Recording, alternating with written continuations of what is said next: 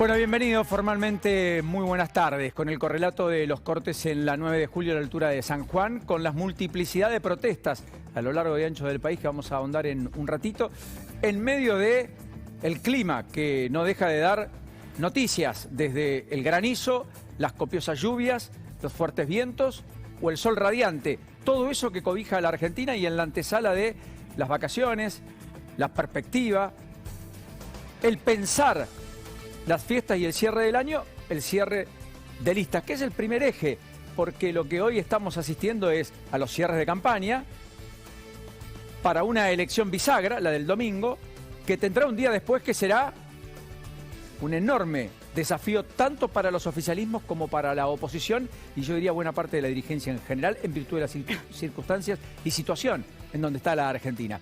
Cerraron Santilli Manes, ayer lo hizo Vidal en la ciudad de Buenos Aires, ayer lo hizo Leandro Santoro con el Frente de Todos, yendo casa por casa en cada uno de los barrios. Ayer lo hizo el Frente de Izquierda de los Trabajadores frente al Congreso, hoy lo hace Más Valores, con Cintia Jotto en frente al Congreso, hoy lo hace el Frente de Todos, en Merlo después de las 5 de la tarde, no un cierre nacional, sino un cierre provincial, y hacia ahí va la fórmula presidencial, lo cual ya es un dato distintivo político, cuánto poder emerge de la provincia de Buenos Aires para el Frente de Todos en el gobierno, cuán importante es, en particular el corazón del conurbano bonaerense, Merlo, para la vicepresidente, donde supo constituir allí su basamento fundamental en términos de construcción política y de votos, que hay que ver cómo le tributa en esta elección, porque en las PASO a la postre terminó siendo menor la cosecha del Frente de Todos de lo que muchos imaginaban en la previa y de allí la derrota por 360.000 votos frente a la unión de la PASO entre Santilli y Manes, que tienen el desafío de conservar los votos, probablemente de aumentarlo. Va a haber más gente que vaya a votar. La provincia de Buenos Aires votó menos del 70%, se supone que votará más del 75%. Eso implica que habrá 1 millón de nuevos votantes que no estuvieron en la PASO, ¿dónde se volcarán? Al mismo tiempo hay muchos, 2 millones de votantes que eligieron opciones que ya no están en los puertos oscuros porque no pasaron las PASO. Algunos de ellos, muchos, 800.000 en la provincia de Buenos Aires. Por lo tanto, allí hay expectativas en el oficialismo. ¿De qué? De achicar distancias en la de mínima, la de máxima de dar vuelta a la elección. Y aún perdiendo mayorías en el Senado y haciendo una magra elección a nivel nacional, tener una victoria, aunque sea a lo pirro, para consolidar poder y demostrar fortaleza el día después. Tener de dónde agarrarse, dónde anclar. En la oposición dicen, bueno, si se prolonga la foto de la PASO, si además logramos la mayoría, obturar la mayoría que el peronismo tiene en el Senado históricamente desde 1983 hasta aquí, lo cual sería toda una novedad política mayúscula, y al mismo tiempo logramos que en términos de la Cámara de Diputados la primera minoría esté en la oposición y no en el oficialismo, es casi un parte de defunción al intento hegemónico, al menos dentro del Frente de Todos, que emergía de Cristina Fernández de Kirchner de cara al día después. Lo que no está claro es si habrá un intento de Alberto Fernández de deshacerse de parte de lo que implica Cristina, la Cámpora y los suyos. Si hay una reconstrucción desde el peronismo el día después de Alberto. Lo cierto es que también puede ocurrir otro escenario, que es que el oficialismo, más improbable, sería casi un batacazo, a la inversa de lo que ocurrió en La PASO con la victoria de la oposición, que el Frente de Todos dé la vuelta a la elección, que en lugar de perder en 17 provincias pierda en 14 o en 13, que dé vuelta a la elección en 1 o 2 provincias clave donde se eligen senadores y que por lo tanto mantenga la mayoría en el Senado para incluso activar cualquier ley con quórum propio y que tenga 37 senadores propios y que al mismo tiempo no pierda la primera minoría en la Cámara de Diputados.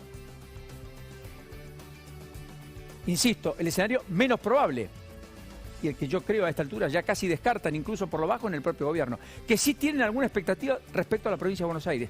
Por eso, el gran cierre de campaña se circunscribió a la provincia. Sin gobernadores, sin presencia nacional, porque además los gobernadores también están perturbados puertas adentro, porque la sociedad quiere ser protagonista, porque tras la pandemia hay enigmas, hay misterio, hay mucha incertidumbre, hay pocas certezas. Y el votante quiere ser protagonista. Y en la oposición también hay planteos. Ayer en el cierre de María Eugenia Vidal, aquí en la ciudad de Buenos Aires, en la tradicional flor de Recoleta, frente ahí a en las cercanías de la Facultad de Derecho, donde estaban todos es todos, los componentes de la coalición de gobierno en la ciudad, incluido Mauricio Macri, incluida Patricia Bullrich, presidente del PRO, desde la coalición cívica y demás le gritaron a Bullrich cuando hablaba, con Milei no. Y también le pasaron factura a Macri, que imagina un Milei, un expert en la construcción política alternativa real de poder que se quiere dar para sí juntos o juntos por el cambio de cara al 2023. Y algún sector le está pasando la factura porque cuidado, que si esa elección en la ciudad no es lo que Vidal imagina, no es lo que Horacio Rodríguez Larreta pergenió y no supera los 50 puntos y está por debajo, y Milei hace una elección más cercana al 20 que al 15, efectivamente Milei será la sorpresa electoral en la ciudad. Pese a que los medios cercanos incluso al oficialismo porteño lo apagaron, pese a que Milei casi no tiene afiches, pese a que ha hecho una campaña muy por fuera de los esquemas tradicionales. Sin embargo, insisto, podría ser la gran sorpresa, que podría conllevar otra sorpresa adicional, que es que al frente de todos se le escapen votos por izquierda y que el Frente de Izquierda de los Trabajadores ponga a Miriam Bregman en el Congreso, y no está lejos. Para eso necesita casi 8% de los votos. Cuidado, porque si eso sucede, quizás el oficialismo porteño deje de pensar en la hipótesis de 9 diputados y pase a quedarse con 7. 3 del Frente de Todos, 2 de Milei, 1 de la izquierda. Así que así de compleja, así de incierta es la elección del domingo y así de apasionante para leerla, con una sociedad que, insisto, quiere ser protagonista. Y con un día después, que es todo lo que ustedes ya conocen. Y que tiene un capítulo en el económico, que es el segundo de los ejes que nos acompañan en la tarde, bastante complejo, yo diría mucho más de lo que algunos imaginan en el propio gobierno, porque la economía está al límite, sí está al límite. Las reservas del Banco Central no solo están escuálidas, ya algunos dicen que finalmente no tienen sustento como para aguantar un acuerdo con el fondo a marzo, que es lo que Guzmán deslizó, que es lo que el equipo económico dijo que podía ocurrir. De hecho, ayer hubo una cena donde Alberto Fernández le pedía consenso a los empresarios de multinacionales muy relevantes respecto a los acuerdos con el fondo y efectivamente darse una política económica hacia adelante, esa que la mayoría no ve. Pese a que la economía rebota con fuerza, que en el gobierno se envalentonan con la idea de que la economía crezca por arriba del 9% este año, que casi recupere todo lo que cayó el año pasado, aunque de manera dispar, porque hay sectores que crecen al 15 y otros que crecen al 4, y hay otros que todavía están casi en la meseta del 2020. Lo cierto es que hoy el dólar, con el número de 207, cerrando aquí 210 en el interior, ese dólar paralelo, que fija expectativas, que no encuentra techo, que en todo caso todo el mundo supone que va a estar más caro y nunca más barato, pese a que el gobierno hoy otra vez, incluso el propio ministro Martín Guzmán, descartó que la Argentina vaya hacia una devaluación el día después. Todos los argentinos suponen que eso ocurrirá y por lo tanto, en ese escenario en el cual los actores económicos se mueven. Ayer le costó mucho al gobierno mantener efectivamente la economía y de hecho le costó tanto que en el día de ayer el Banco Central tuvo que jugar muchas reservas. Jugó algo así como 320, ayer jugó 180 millones de dólares, 320 millones tuvo que poner en noviembre para que con múltiples cepos y así todo, el dólar no se dispare más. Y todos los segmentos oficiales subieron. El mayorista arriba de 100, el contado con liquidación arriba de 180, el contado con liquidación libre arriba de 215.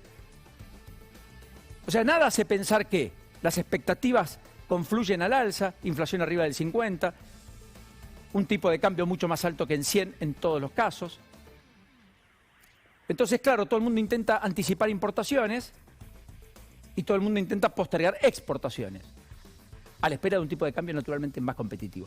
Bueno, lo cierto es que eso que termina siendo por una especie de botón de muestra, lo que estamos mostrando son los desequilibrios macroeconómicos que la Argentina tiene, ya desde hace mucho tiempo, que arrastra desde hace mucho tiempo y que alguna vez habrá que abordar en la integralidad de las problemáticas que eso conlleva, porque Argentina está prácticamente estancada hace más de 10 años, no crea empleo hace 11, y tiene un sector industrial que no es más robusto, sino que ha perdido terreno, con un empleo en el sector privado que es menor al de hace 10 años, no mayor, y solo lo que ha crecido es el sector público, que además no se puede financiar. Y el último eje es el de la inseguridad, que explica no solo la inseguridad como tal, sino le puse variante dominante. ¿Por qué? Bueno, porque es la variante dominante de cara a lo que viene en la Argentina. ¿Cuál es el distintivo de estas horas? La incertidumbre, la inseguridad. ¿La inseguridad de qué? La inseguridad de cuál será o cuáles serán las reglas de juego a partir del día después. ¿Cuáles serán los actores económicos relevantes, los hombres o mujeres que tomen decisiones todo el tiempo? Esta variante dominante además incluye el tema del COVID, donde hay preocupación. En Europa han recrudecido los casos, en Estados Unidos hay temor por el invierno por llegar, porque eso además pare o frene la actividad económica, en medio de una inyección de gasto descomunal que está haciendo la administración Biden, que está en algún punto hasta desacreditada, que no tuvo una buena elección el pasado fin de semana y que eventualmente está teniendo un problema vinculado a la inflación, porque finalmente en los Estados Unidos también hay una presión por ciertos desarreglos macroeconómicos con una abultada deuda que han llevado y han puesto a la inflación en el nivel más alto desde 1990. Y la inseguridad en sí tiene el capítulo en la Argentina de los hechos recurrentes, a los cuales tristemente nos hemos acostumbrado. Estaba leyendo, por ejemplo, que en Villa Gobernador Galvez se dio la tercera balacera, cerquita de Rosario, a una estación de servicio en los últimos 4 días. 2 hombres en moto pasaron por un lugar, abrieron fuego, una bala dio en un auto estacionado, otra en el mini shop, no hubo heridos, de milagros. Hubo un ajuste del narcotráfico en Bariloche, dame toda la droga, te quemamos.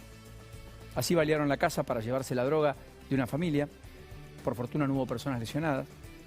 Motochorros le dispararon 4 veces y le robaron 800.000 pesos. Ocurrió en Plaza Winkul, en Neuquén, corazón de Vaca Muerta. La víctima es un empleado de una distribuidora. La bala impactó en una de sus piernas. Los motochorros escaparon, no los encuentran. ¿Por qué cuento 3 casos al azar distintos del interior profundo, incluso de la Argentina, de distintas provincias y demás? Porque todo parece sumergirse, si hay un caso emblemático, en Rosario, o en el conurbano, o en La Matanza. Pero está instalado que la inseguridad ya es un problema de la gran urbe y de muchos lugares. Y efectivamente estamos ahí. Volviendo a La Matanza, nosotros conocimos un caso, le pusimos un rostro, un nombre, un apellido, Roberto Sabo. Hubo muchos. De hecho, hubo 13 en los primeros 7 días de noviembre. ¿Cuántos? Sí, 13 homicidios en La Matanza. 13. Casi 2 por día. La mayoría por violencia vinculada al narcotráfico. Pero no era el que estaba en Rosario, no era el que estaba en Santa Fe, como en La Matanza, uno de los 35 distritos del conurbano. En uno solo hubo 13 homicidios, de los cuales vinculados al narcotráfico casi más de media docena. Entonces tenemos el problema acá. Sí, lo tenemos acá. Un dato que no me pasa inadvertido. ¿Se acuerdan que hablamos con la fiscal Ochoa? Fiscal general de La Matanza. El lunes estaba Gabriel Iesi aquí, estaba Lourdes. Entonces nos sorprendió que en aquel momento, el lunes 8, yo lo que cuento es que hubo 13 homicidios entre el 1 y el 7, la fiscal no podía desconocerlo, decía esto, y nos sorprendía. Cuánto más sorpresa tenemos hoy que sabemos que fueron el doble, prácticamente, de lo que ella nos dijo. Era esto. Según las estadísticas que, como dijo usted hace un ratito, son de público conocimiento y que están en la página de la Procuración, nosotros el año pasado tuvimos una merma cuando fue el tema del ASPO, fue solamente de un 20%. Luego después, ya cuando empezaron con la gente estar más circulando y todo, esos números ya se fueron cambiando y ahora estamos teniendo, la verdad, muchos homicidios en lo que va del año. No sé, en lo que fue la semana pasada tuvimos 7 homicidios en lo que fue Matanza. ¿Vieron Gabriel Iesi y decía 7? Fueron 13. ¿Y los otros 6? ¿No los conocía la fiscal general? La política dice, son los jueces. Los jueces dicen, son los políticos que no nos dan instrumentos. En las medias verdades hay algo que es una verdad de perogrullo, artículo 319, sobre las restricciones, y que Lourdes conoce con detalle. ¿Qué dice? Que los jueces tienen la facultad de denegarle la exención de prisión o excarcelación respetándose el principio de inocencia y el artículo 2 del Código Penal, cuando la objetiva y provisional valoración de las características de hecho, la posibilidad de la declaración de reincidencia, las condiciones personales del imputado o si éste hubiera gozado de excarcelaciones anteriores, hicieren presumir fundadamente eso, que el mismo intentará eludir la acción de la justicia o entorpecer las investigaciones. ¿Qué tienen como instrumento los jueces? Que cualquiera de estas consideraciones, cuando valoren las características del hecho, la violencia que pueda tener un hecho, la posibilidad de la declaración de reincidencia, es decir, que sea un reincidente alguien que convive con el delito, que está inmerso en esa situación, las condiciones personales, cómo vive, dónde vive, qué cuadro ostenta, si fue excarcelado antes o no, es decir, si tuvo algún ingreso a la comisaría o no, si ya tiene imputaciones penales preexistentes, hicieran presumir fundadamente que podría eludir la acción de la justicia o entorpecer las investigaciones. O sea, los jueces también tienen los instrumentos. Como decía la jueza de ejecución penal aquí, de Quilmes, también tienen la posibilidad de ser severos. También tienen como instrumento no liberar, sin pensar el hacinamiento que puedan ser sometidos en una cárcel, que no es la función del juez, que ahí sí tiene que estar la política, poniendo mucha plata, haciendo nuevos lugares de detención, para que finalmente sean lo que tienen que ser y lo que la Constitución manda, elementos para resocializarlos.